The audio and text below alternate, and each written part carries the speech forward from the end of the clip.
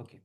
तो सबसे पहले देखते हैं हम कि आज AWS अकाउंट में अगर हमें EC2 इंस्टेंसेस क्रिएट करना है तो हम किस तरीके से करेंगे। इस चीज़ के लिए हम सर्च बॉक्स में चले जाएंगे और यहाँ पर हम लिखेंगे EC2, है ना।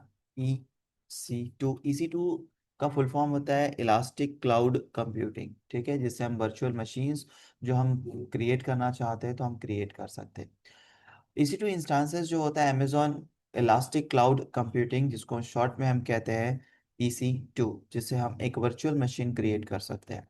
तो यहाँ पे देखिए ऑप्शंस आ रहे हैं हमारे पास में कि लॉन्च इंस्टेंसेस, व्यू डैशबोर्ड। अगर लॉन्च इंस्टेंसेस तो डायरेक्टली हम एक नई मशीन क्रिएट करने के लिए विजार्ड आ जाएगा। और अगर व्यू डैशबोर्ड अगर आप करते हो तो आपको इस तरीके से यहाँ पर चीज़ें दिखेगी, जिसमें हमें दिख रहा है कि इसका रिसोर्सेस कौन कौन सा है। जैसे रनिंग इंस्टेंसेस की अगर हम बात करें तो रनिंग इंस्टेंसेस अभी हमारे पास में ज़ीरो है। अब ज़ीरो इंस्टेंसेस हो तो इलास्टिक आईपी एड्रेसेस की पेयर या फिर इंस्टेंसेस सिक्योरिटी वॉल्यूम कुछ भी नहीं हमें मिलेगा।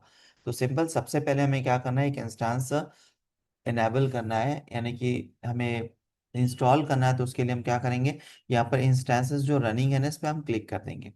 जैसे ही आप क्लिक करोगे तो यहाँ पर एक हमें इंस्टेंसेस का जो होगा, एक इंस्टेंसेस में हम चले जाएंगे, विजार्ड में चले जाएंगे और यहाँ पर हमें एक ऑप्शन मिलेगा लॉन्च इंस्टेंसेस। इस लॉन्च इंस्टेंसेस पे आप क्लिक करते हो तो आपके पास में एक विजार्ड आएगा, जिसमें आप एक न्यू वर्चुअल मशीन क्रिएट करना चाहते हो तो आप क्रिएट कर सकते हो। तो यहाँ पर हम जाएंगे और अपनी मशीन का नाम लिख देंगे। जैसे कि हमने मशीन का नाम लिखा हुआ है जस्ट लाइक Win22, हम सर्वर यहाँ पर इंस्टॉलेशन करना चाहते हैं, इसीलिए मैंने इसका नाम लिखा हुआ है Win22, राइट।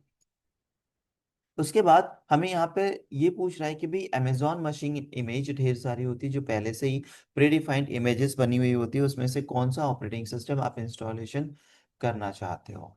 तो यहाँ पे ब्राउज मोर आईएसओ में आप क्लिक कर देंगे या फिर यहाँ से भी आप सिलेक्ट कर सकते हो। जैसे मुझे विंडोज़ का मशीन चाहिए तो हमने विंडोज़ पे क्लिक कर दिया। विंडोज़ पे आप जैसे क्लिक करोगे तो यहाँ पर आपको बताएगा कि भाई विंडोज़ का कौन सा मशीन हम सेलेक्ट मिला है हमको। 2000 जो सर्वर है हमारे पास में वो मिला हुआ है। अगर आपको यहाँ से सिलेक्ट करना है तो ब्राउज मोर AMI में आप क्लिक कर दीजिएगा। यहाँ पर जाने के बाद आपको यहाँ पर देखिए बहुत सारी इमेजेस मिल जाएगी। आपको कौन सा ऑपरेटिंग सिस्टम इंस्टॉलेशन करना है वो आप यहाँ से सिलेक्ट कर लीजिए। जैसे हमें विंडोज़ का सर्वर 2022 हम इंस्टॉलेशन करना चाहते हैं तो हम यहाँ से ले लेंगे बेस, है ना, 22 बेस। लेकिन हमेशा रखना हम free tyre eligible account use कर रहे हैं, इसलिए ऐसी इमेजेस लेना है जहाँ पर लिखा हुआ है free tyre eligible. And click कर देंगे हम इसको सिलेक्ट। सिलेक्ट करने के बाद यहाँ पर हमें देखिए मशीन सिलेक्ट हो गई हमारी सर्वर 2022 बेस, और इसके अनुसार ही हमारे पास सारी इंफॉर्मेशन हमें दिखाता है। ये वेरीफाइड प्रोवाइडर है, फ्री टायर एलिजिबल है, माइक्रोसॉफ्ट का सर्वर 2022 हम स्टार्ट कर रहे हैं, इंस्टॉल कर रहे हैं। Microsoft Windows server 2002 data centre edition हम इंस्टॉल कर रहे हैं। उसके साथ यहाँ पर देखोगे तो आपको सारी इंफॉर्मेशन दिखा रहा है कि इमेज आईडी कौन सा है, यहाँ पर आर्किटेक्चर क्या है, EBS हमें क्या मिल रहा है। उसके बाद हमें यहाँ बोल रहा है कि हम जो मशीन क्रिएट कर रहे हैं इंस्टांसेस, जैसे हमने पहले सेशंस में देखा था कि इंस्टांसेस के कुछ अलग अलग टाइप्स देखा था, और अभी हम एक free tyre eligible account use कर रहे हैं, इसलिए यहाँ पर हमें जो मिलता है वो हमें फ्री टायर एलिजिबल अकाउंट, यानी कि हमारे जनरल पर्पस हमारी जो मशीन्स होती है वो हमें मिलती है। और जनरल पर्पस में हमें मिल रहा है T2 माइक्रो, हमारा फैमिली मिल रहा है, जिसमें हमारे पास में यहाँ पे प्राइसिंग दिखा रहा है। साथ में फैमिली हमारी T2, यहाँ पर CPU आपको 2 CPU मिल रहा है, 1 GB रैम मिल रही है। और अगर से आप ये कैटेगरी ले रहे हो जो फ्री टायर एलिजिबल है तो यहाँ पर आपको पर आवर कितना पैसा चार्जेस होगा ये हमें दिखा रहा है। नाउ अगर आपको लगता है कि इसके अलावा दूसरा मशीन मुझे देखना है तो यहाँ पर क्लिक करके ड्रॉप डाउन करके और भी मशीन दिख सकती है। और भी कंपैरिजन करना है तो आप यहाँ से कंपेयर इंस्टांसेस में टाइप करके कर सकते हो। मैं बाय डिफॉल्ट यही मशीन ले रहा हूँ। की पेयर जो होता है, मतलब की पेयर मतलब क्या होगा कि एक जैसे यहाँ पर देखो यूजर नेम एडमिनिस्ट्रेटर है, तो हमें पासवर्ड भी तो चाहिए ना। तो पासवर्ड हमें चाहिए तो हमें की पेयर से ही पासवर्ड जनरेट होगा, इसलिए यहाँ पे करेंगे क्रिएट न्यू की पेयर पे क्लिक कर देंगे। यहाँ पर हम नाम लिख देंगे जैसे कि मैंने लिखा है SRV22। और यहाँ पर हम क्या करेंगे, पैम फाइल ही लेंगे, क्यों, क्योंकि ओपन SSH के थ्रू हम लॉग इन करेंगे, रिमोट RDP के थ्रू हम लॉग इन करेंगे। तो हम एज इट इज रख देंगे, क्लिक कर देंगे क्रिएट की पेयर। देखिए यहाँ पे की पेयर हमारा जो है वो पैम फाइल डाउनलोड हो गई है। अब हम चलेंगे आगे। यहाँ पे नेटवर्क सेटिंग्स देखेंगे तो नेटवर्क सेटिंग्स में बाय डिफॉल्ट फिलहाल हमने अपना वीपीसी क्रिएट नहीं किया है, और इस वजह से इस मशीन को जो प्राइवेट आईपी एड्रेसेस और पब्लिक आईपी एड्रेसेस मिलेगा वो हमारे AWS के DHCP सर्वर से मिलेगा। तो बाय डिफॉल्ट हम इसको डिफॉल्ट सेटिंग्स में ही रख देंगे। आरडीपी के थ्रू हम यहाँ पे लॉगिन करने वाले, इसलिए अलाउ आरडीपी ट्रैफिक ही हम रखेंगे। एक्स्ट्रा में रूल ऐड करना है तो आपको एडिट करना पड़ेगा, और यहाँ से न्यू रूल का ऑप्शंस भी हमारे पास आएगा।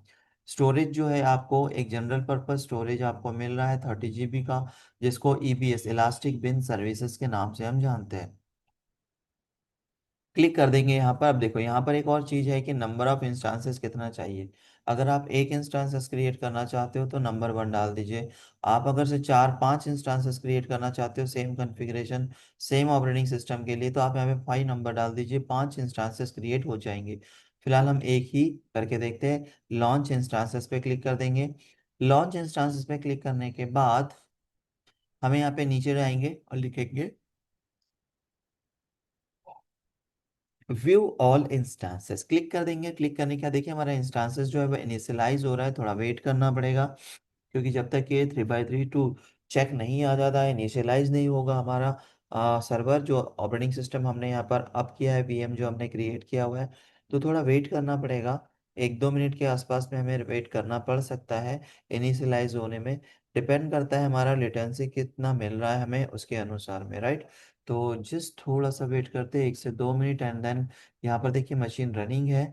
जब तक कि देखो हमारे सर्वर का नाम हमें आ रहा है, इंस्टेंस आईडी हमें मिल रहा है, हमारे इंस्टेंस का स्टेटस जो है वो हमारा रनिंग है, जो टाइप है इंस्टेंसेस का वो T2 माइक्रो है, इनिशियलाइज यानी चेक हो रहा है। आप यहाँ पे देखोगे तो अवेलेबिलिटी जोन जैसे मैंने बताया था VPC में कि भाई, या फिर हमने देखा था जैसे यहाँ पर आप देखोगे हमारा एशिया पैसिफिक मुंबई रीजन्स है, तो मुंबई रीजन्स में हमारे कितने होंगे। हमारे देखो बाय डिफॉल्ट इसने लिया हुआ AP South 1, हमारा AP South 1 में ही 3 डेटा सेंटर्स होंगे, है ना। तो इस तरीके से अलग अलग AP South 1, AP South 2, AP South 3, ऐसे 3 डेटा सेंटर्स मुंबई में होंगे, जिसमें से हमारा जो मशीन क्रिएट हो रही है वो AP South 1, और उसमें भी अवेलेबिलिटी जोन्स कौन सा है वो हमें सिलेक्ट करना पड़ेगा। तो यहाँ पर अगर देखा जाए तो अवेलेबिलिटी जोन हमें भी मिल जाएगा, थोड़ी देर बाद हमें पता चल जाएगा। जैसे यहाँ पर देखो सारी चीज़ें हमें दिख रही है, और उसके बाद फिर से हम एक बार रिफ्रेश कर देते हैं, तो इनिशियल हो रहा है अभी भी, और इस पर हम अगर से क्लिक करेंगे तो फिर से कुछ चीज़ें हमें यहाँ पे मिलता है कि इंस्टेंस आईडी के साथ साथ देखिए कौन कौन सी चीज़ें हमें मिलेगी, वो मैं थोड़ा सा आपको बता दूं। तो यहाँ पर देखिए आपको अगर आप डिटेल्स में जा रहे हो तो पब्लिक आईपी एड्रेसेस क्या मिल रहा है, private IP addresses, DNS addresses, instances running है, हमारा प्राइवेट DNS नेम क्या मिल रहा है, होस्ट नेम हमारे कंप्यूटर का नाम कुछ इस तरीके से आपको मिलेगा, है ना। तो AP यहाँ पे साउथ मिल रहा है। यहाँ पर हमारे पास और भी इंफॉर्मेशन जैसे VPC आईडी क्या है, auto assign public IP addresses क्या है, AMI रूल कैसा है, सबनेट हमारा कैसा है, ऑटो स्केलिंग ग्रुप का नाम क्या है ना। सारी इंफॉर्मेशन हमें यहाँ पर बता रहा है। तो देखो लाइफ साइकिल भी हमारी नॉर्मल दिखा रहा है यहाँ पर, और इस सारी चीज़ें हमें जनरली कुछ इस तरीके से हमें दिखा रहा है, राइट। तो सिंपल यहाँ पर आप जाओगे स्टार्टअप एंड अलार्म में, तो यहाँ पर भी कुछ चीज़ें आपको दिखाएगा कि इलास्टिक बिन सर्विसेज क्या आप यूज़ कर रहे हो। उसके बाद में यहाँ पर मॉनिटरिंग में जाओ, सिक्योरिटी में जाओ, है ना, नेटवर्किंग में आप जाओगे तो यहाँ पर आपको VPC आईडी, एंड देखो यहाँ पर AP South 1B में बनाया है। A और B और C तीन होंगे ना अवेलेबिलिटी जोन, तो इसने 3 यानी थर्ड अवेलेबिलिटी जोन्स में हमारा जो और मशीन्स है वो हमारी क्रिएट हुई है। तो चलो वापस देखते हैं इनिशियलाइज हुआ है या नहीं हुआ है। तो जस्ट इनिशियलाइज होने का है अभी, थोड़ा टाइम लगाता है क्योंकि एक तो फ्री अकाउंट हम यूज़ कर रहे हैं, और ट्रैफिक पे भी डिपेंड करता है कि कितना टाइम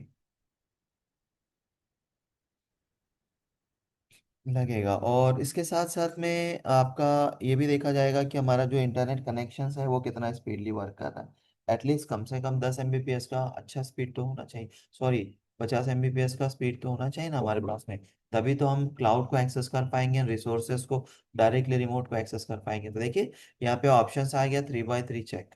तो हमने इस मशीन पे लॉग इन करना है तो उसको क्लिक कर लीजिएगा, कनेक्ट पे क्लिक कर लीजिएगा। कनेक्ट पे क्लिक करने के बाद आप यहाँ पे RDP पे चले जाइए। RDP पे जाने के बाद में आप डाउनलोड रिमोट डेस्कटॉप फाइल कर लीजिएगा। उसके बाद देखो remote remote desktop file RDP download हो गई है। उसके बाद आप गेट पासवर्ड पे क्लिक कर लीजिएगा क्योंकि पासवर्ड हमें चाहिए। उसके बाद में अपलोड प्राइवेट की, तो अपलोड प्राइवेट की हमने क्या किया था, डाउनलोड किया था पैम, क्या नाम से पैम किया था हमने, Win32 के नाम से हमने किया था, है ना। तो सिंपल चॉइस नहीं, SRV22 के नाम से किया था, SRV22 ओपन कर देंगे हम। उसके बाद में यहाँ पर डिक्रिप्ट पासवर्ड का ऑप्शन आएगा, और ये देखिए हमारा पासवर्ड जो है वो जनरेट हो गया है। इसको कॉपी कर लेते हैं। उसके बाद आप जाओगे यहाँ पर, तो देखिए RDP आपने डाउनलोड किया था, इस पर क्लिक कर लेंगे। क्लिक करने के बाद इसको कनेक्ट कर लेंगे, और कनेक्ट करने के बाद हम पासवर्ड जो है हम इसको पेस्ट कर देंगे। पेस्ट करने के बाद इसको ओके कर लेते हैं। ओके करने के बाद इसको यस करोगे, तो देखिए हमारी मशीन जो है वो कनेक्ट हो जाएगी। देखिए AWS पे जो हमने मशीन बनाई थी वो कनेक्ट हो गई है, और यूज़र लॉगिन भी कर रहा है।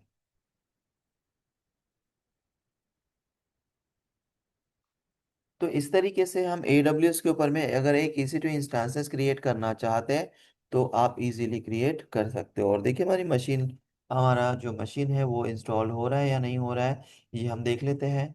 और इसको हम इंस्टॉलेशन कैसे करेंगे, रिमूव कैसे करेंगे हम मशीन, वो भी मैं आपको इसके स्टार्ट होने के बाद वापस बता देता हूँ। क्योंकि हम free tyre eligible account use करें, तो कोशिश करिएगा कि जो भी चीजें आप क्रिएट कर रहे हो उसका काम खत्म होने के बाद तुरंत उसको डिलीट कर दीजिए, ठीक है। तो हमारी मशीन जो है, देखिए ये मेरी फिजिकल मशीन है ये, और ये मेरी जो वर्चुअल मशीन है ये हमारी वर्चुअल मशीन है। तो हम इसको शट डाउन कर लेते हैं, जैसे हम कंप्यूटर को शट डाउन करते हैं, स्टार्ट पे क्लिक कर दीजिए, और यहाँ पर जाने के बाद आप शट डाउन कर लीजिए, है ना। तो इस देखो शट डाउन का ऑप्शन आ गया हमारे पास में, और हमारी जो मशीन है जो हमारे क्लाउड पे हमने बनाई थी वो शट डाउन भी हो गई। जैसी शट डाउन हुई तो हमारा जो कनेक्टिविटी है ये डिस्कनेक्ट हो गया, राइट। हमारा कनेक्टिविटी डिस्कनेक्ट हो गया। और यहाँ पर आप जाओगे तो सिंपल इंस्टांसेस में आप चले जाइए। इंस्टांसेस में आपको दिखाएगा कि जो मशीन है ये रनिंग कंडीशन में, इसको एक बार रिफ्रेश कर लेते हैं। रिफ्रेश करने के बाद हमें क्या करना है, इस मशीन को शट डाउन करना है। तो सिंपल आप इसको चेकबॉक्स को क्लिक कर लीजिए, यहाँ पर इंस्टेंट स्टेट में जाइए, और इसको बोलिए टर्मिनेट। टर्मिनेट से क्या होगा, डिलीट हो जाएगा हमारा इंस्टांसेस, एंड क्लिक कर देंगे यहाँ पर। तो देखिए हमारा जो इंस्टांसेस है वो डिलीट हो रहा है ना। तो डिलीट होने के बाद में हमें क्या करना है कि कुछ चीज़ें और भी डिलीट करनी होती है, क्योंकि सिर्फ एप्लीकेशंस या फिर जो भी आपने ऑपरेटिंग सिस्टम इंस्टॉल किया हुआ इसको सिर्फ आप एज इट इज इंस्टॉल करके छोड़ देंगे, बाकी की चीज़ें नहीं करेंगे, तो बिलिंग के चांसेस हो सकते हैं। तो यहाँ पर वापस इसी जो इंस्टांसेस में हम चले जाएंगे, तो देखिए यहाँ पर कुछ चीज़ें मिल रहा है, रनिंग इंस्टांसेस तो नहीं है, लेकिन डिस यहाँ पर आपको ग्रुप भी मिल रहा है। थोड़ा सा इसको रिफ्रेश कर देंगे, तो देखिए यहाँ पर आपको एक इंस्टांसेस दिख रहा है, लेकिन ये हमारा टर्मिनेटेड है ना। तो वो हमें दिखाएगा। उसके बाद में की पेयर है, तो हम यहाँ से की पेयर जो होगा इसको भी हम हटा देते हैं। एक्शन में आएंगे और डिलीट कर देंगे की पेयर को, और यहाँ पे लिखेंगे डिलीट, ठीक है। डिलीट का हमें आप पर देख लेंगे, तो डिलीट हम कर देंगे। डिलीट करने के बाद वापस आप EC2 इंस्टांसेस में चले जाएंगे, तो यहाँ पे वॉल्यूम है ना। तो वॉल्यूम देखो ये भी हमारा डिलीट हो गया है। तो नॉर्मली अगर आप देखोगे तो यहाँ पर हर एक चीज़ जो है वो हमारी डिलीट होती हुई चले जा रही है ना। देखिए आ गया ऑप्शन। अगर व्यू डैशबोर्ड आओगे तो कुछ भी नहीं दिखा रहा है, ये बाय डिफॉल्ट सिक्योरिटी ग्रुप एक हमें दिखा रहा है। तो यहाँ से आप डिफॉल्ट सिक्योरिटी ग्रुप है, ये आपका जो ऑप्शनल सिक्योरिटी ग्रुप है, इस पे भी आप एक्शन में जाओगे और इसको बोलोगे डिलीट, तो हमारा डिलीट हो जाएगा। देखिए इस तरीके से आप जो भी चीज़ें आपने क्रिएट की है वो सारी चीज़ें हमने यहाँ पर डिलीट कर दी है। इस तरीके से हमारी जो VM मशीन्स है वो हम क्रिएट करके रिमूव भी कर सकते हैं। ओके, सो